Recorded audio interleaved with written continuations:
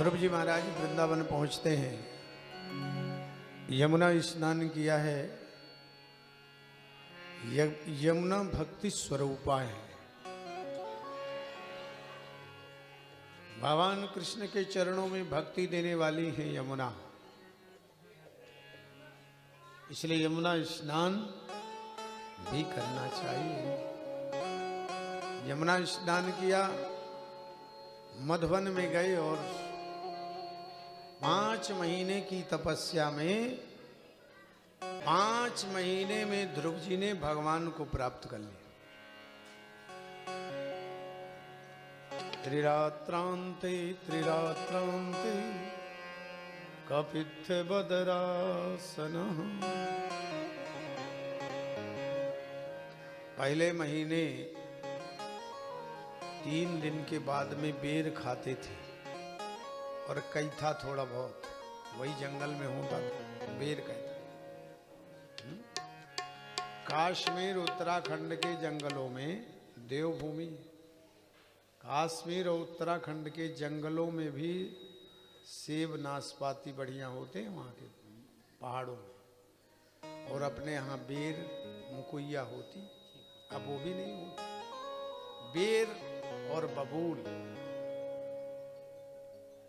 बेर और बबूल प्रेम का अवरोधक वृक्ष, जहां देखो वहीं बबूल बबूल। बेर धात्री फलम सदा पथ्यम और कुपथ्यम बदरी फलम। जहां बेर की बाहुल्यता होगी वहां बैर होगा, और जहां बमूल की बाहुल्यता होगी आपस में झगड़े होंगे। ये वास्तुशास्त्र कहता है। जिसके आगे पीछे बेल बमूल होंगे वो परिवार जीवन में कभी सुखी नहीं हो सकता।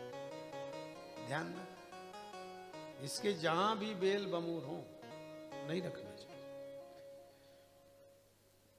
अरे वृंदावन में बेल बमूर थे, बेर थे और कैथ थे, तो वही खाते थे बेचारे और तपस्या करते थे। 1 महीने तक 3 दिन के बाद, दूसरे महीने यमुना जी का जल पीवे, वो भी 6 दिन बाद। तीसरे महीने तुलसी जी के पत्ते खाएं, वो भी 9 दिन बाद। चौथे महीने वायु का सेवन कर, वो भी 12 दिन के बाद।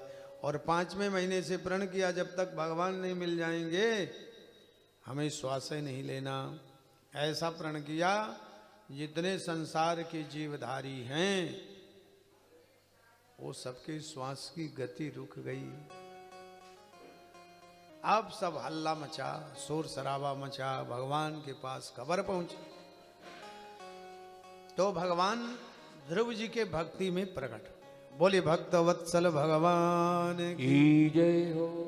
अब ध्रुव जी भगवान की स्तुति करना चाहते थे, लेकिन कुछ आता तो था नहीं। ध्रुव जी को कुछ नहीं आता। क्यों? अभी तो पाठशाला में नाम तक नहीं लिखा गया। तो ध्रुव जी महाराज प्रार्थना करना चाहते थे, चूंकि समर्पण था तो भगवान के हाथ में शंख ऐसे गाल में लगा दिया, और जो गाल में लगा शंख तो ध्रुव जी तो श्लोक बोलने लगे। बड़े अच्छे अच्छे श्लोक निकलने लगे मुख से, बिना पढ़े लिखे। योऽन्तः प्रविश्य मम वाचमिमां प्रसुप्तां संजीवयत्यखिल शक्तिधरः स्वधाम्ना। अन्यांश हस्तचरण श्रवणत्वगादि प्राणान्नमो भगवते पुरुषाय तुभ्यम्। ये स्तुति ध्रुव जी ने किया।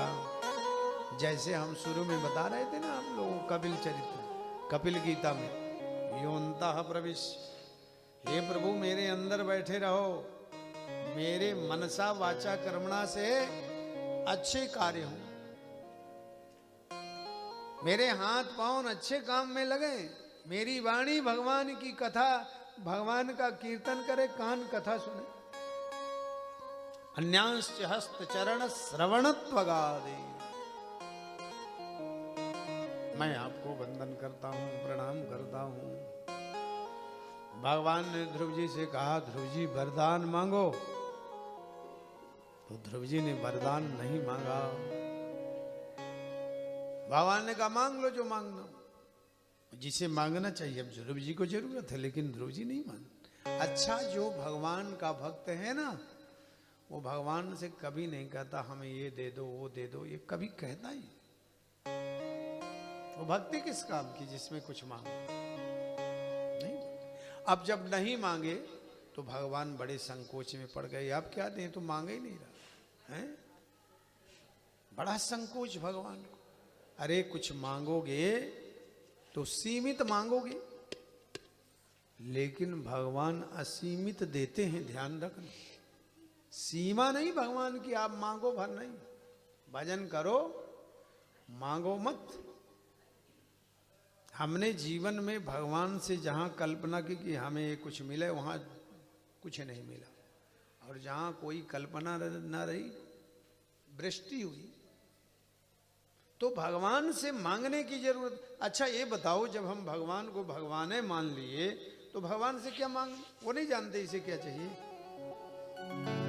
तो अपनी भक्ति को निरर्थक करना भगवान से मांगना है। वो तो मजदूरी हो गई कि हमने आपके यहाँ काम किया, हमें आप पैसा दो।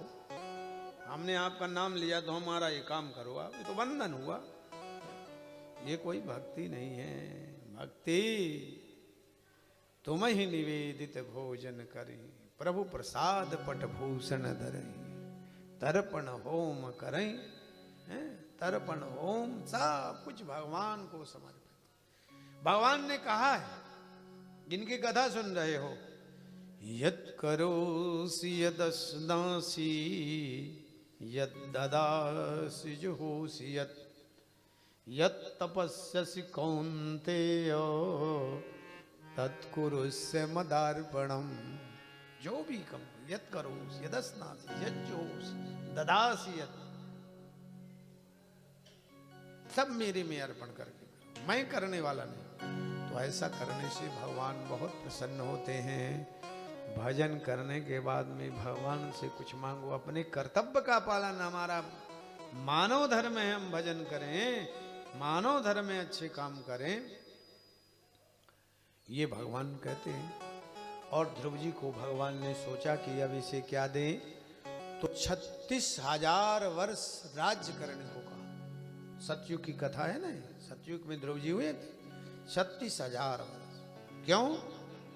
1 लाख की तो वर्ष की तो आयु होती थी मानव उस समय। सतयुग में अवस्था 1 लाख वर्ष होती थी। सतयुग समाप्त होने लगा तो सतयुग के साथ में 1 लाख का 1 जीरो हटाओ तो राम जी आ गए त्रेता में। राम जी के समय में आयु होती थी 10,000 वर्ष। राम जी ने जब राज्य किया 10,000 वर्ष, और राम जी के साथ ही 1 जीरो और चला गया, तो श्याम जी आ गए, द्वारकाधीश आ गए। तो उस समय आयु, द्वारकाधीश के समय में आयु होती थी 1,000 वर्ष। द्वापर की आयु 1,000 वर्ष। तो जब द्वारकाधीश ही जगन्नाथ जी बने तो 1 जीरो जगन्नाथ जी में चला गया। तो 1 जीरो हटाए 1,000 से, तो कितनी आयु बची? 100। अब 1 जीरो को सावधानी से रखना। भगवान राम के राज्य में